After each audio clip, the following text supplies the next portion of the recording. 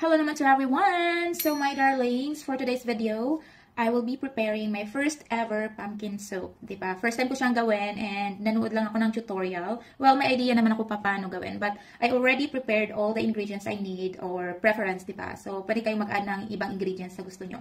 So first we have cut onions. White onions yung ginagamit ko para mas mabango siya. And we have carrots and 2 cloves of garlic.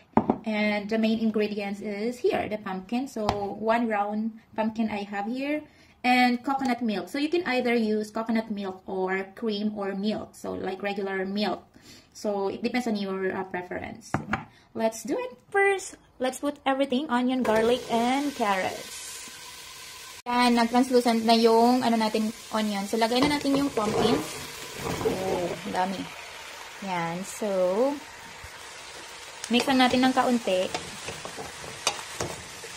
Then, aantayin lang natin to siya 4 to 5 minutes.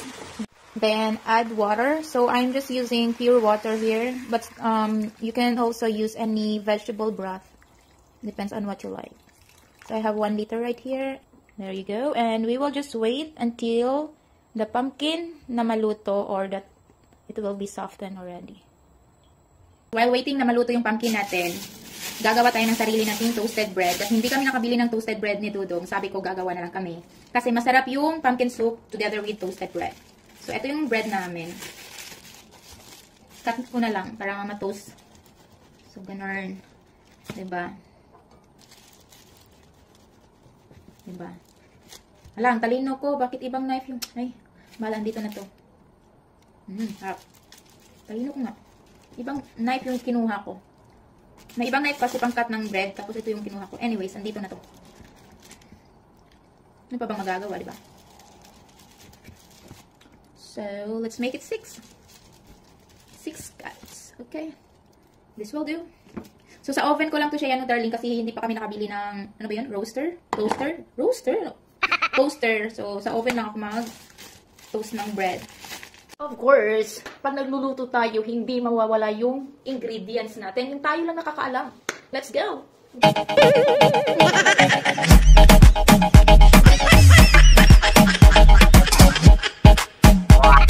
So, eto na my darlings. Luto na yung pumpkin natin. Ayan, malambot na siya.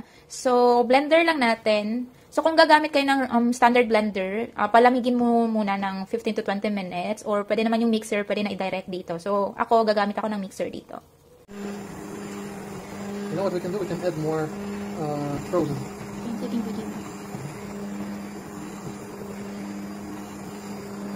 So, eto na siya mga darling.